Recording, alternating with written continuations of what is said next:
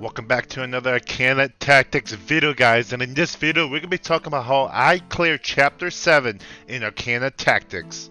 Before the rest of the video start, guys, I just want to say that I do stream on Twitch, so if you do like watching Twitch live gameplay, asking questions while I'm playing, or just having a good time while you play Arcana Tactics, guys, make sure you go right now and follow my Twitch at twitch.tv/Andy_NSG, and I hope to see you there. First thing first, guys, is to take advantage of elemental advantage. The majority of the waves from Chapter 7 are ice units, so the element that is advantage to ice is nature. So you know it, we're going to be using nature element heroes in order to beat Chapter 7. The first nature hero that we're going to be looking at is Windcare. Windcare is going to be the best bet when it comes to Chapter 7 healer. You're going to need a healer, you're going to need a buffer.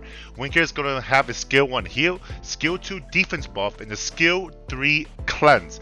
So she's going to be literally the only healer that you need. So you have a Windcare, she is going to be mandatory to help you clear Chapter 7. The second nature hero that we're going to be looking at is Warshaper. He is the #1 recommended hero to use for Chapter 7. Warshaper is going to be your tank. You're going to want to build 2 or 3 of him. Skill 1 is going to reduce the physical attack of enemies surrounding him, or 3 enemies around him.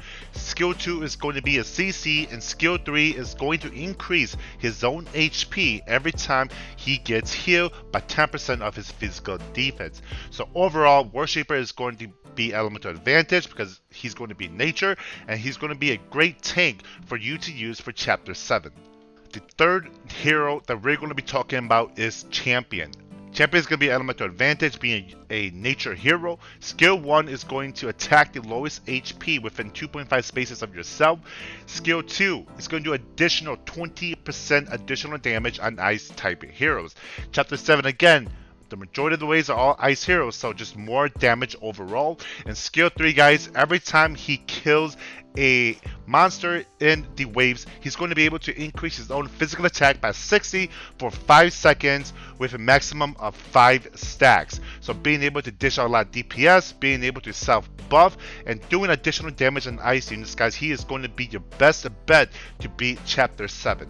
The fourth and last unit that you're going to need in order to clear Chapter 7 is Ruler. Ruler is a great tank support, adds a lot of utility to your team, guys. Skill 1 is going to increase the physical attack and magic attack of your allies. Skill 2 is going to reduce incoming damage by 20% every time she gets hit.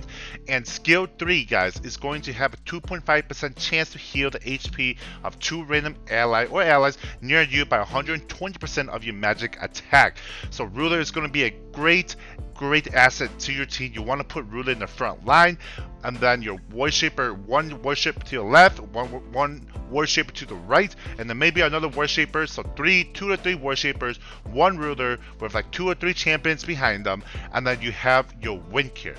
In terms of relics, guys, for Ruler and Warshaper, you just want to put them on HP and defense, whether it's flat HP, flat defense, or HP percentage and defense percentage. Magic defense is okay too.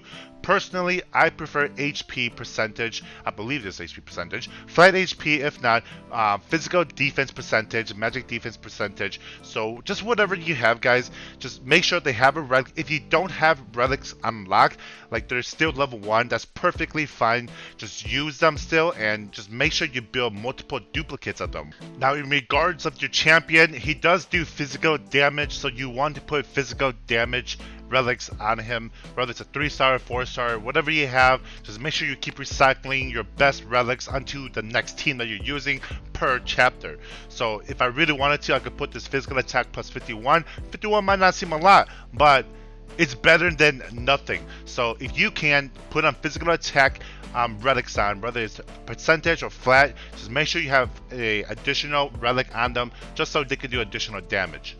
Now for your Windcare, Personally, I just put a tank slot or HP or defense slot. That's perfectly fine. She isn't there for one reason, and that is to heal. So she doesn't really need physical attack, magic damage, or whatnot. Just make her a little bit more tankier. So if that time does come where she has to 1v1 a unit, she'll be able to sustain a little bit longer, have that additional HP or defense, and hopefully clutch out that round. So just put on a tank relic, HP or defense, magic resist or magic defense, whatever you have, and that'd be perfectly fine.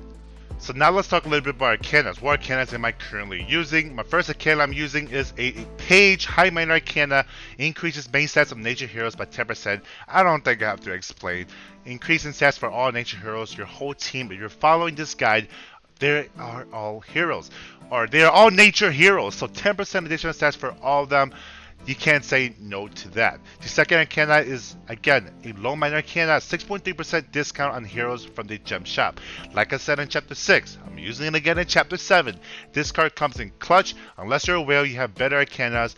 Please use this Arcana because it does come in clutch. The third Arcana I'm using is a high minor Arcana. You might have it, you might not. When 2 or 4 nature heroes are on the field, 52% chance for all allies to gain phase shift, and phase shift basically gives your nature heroes additional damage, so overall more damage from all your teammates. You can't say no to that as well. The fourth and last Arcana that I'm currently using to pass Chapter 7 is the additional warrior card, because the War Shaper and the Champion requires warriors, and you need those additional warriors to build multiple duplicates of them. Now, sometimes you may get unlucky, you might not practice, but sometimes you might proc like 2, 3, 4 times in a match or in a wave. So use this free to play Arcana if you have it, and you won't regret it. With all that being said, guys, that is going to conclude the Chapter 7 guide on how I passed Chapter 7. Now, there might be a bunch of other teams, but this is just how I completed. Let me know down below, guys, if this video has helped you clear Chapter 7. Just a little recap. Just make sure you build 1 Windcare, 2 or 3 Worshapers, 1 Ruler, at least 1 Ruler, 2 or 3 Champions, and you should be okay. If I remember correctly, when I got to the last stage, I had to use 8 units. From 1 all the way to 11, I believe I only used 7 heroes. But on the last stage, on the boss stage, I believe it was stage 12, I had to get an additional hero, an additional 3-star in order to help me clear. So I believe I'd use like a 3-star spare, with that whatever that 3-star spare is called. So I had 1 Windcare, 2 or 3 Worshapers, 1 Ruler, 2 or 3 Champions, and I had that Spirit unit, that 3-star spare, and I was able to clear it easily. So let me know down below if this video has helped you clear Chapter 7, guys. Again, this is only one of the many ways to beat Chapter 7, and I'll catch you guys on the next video.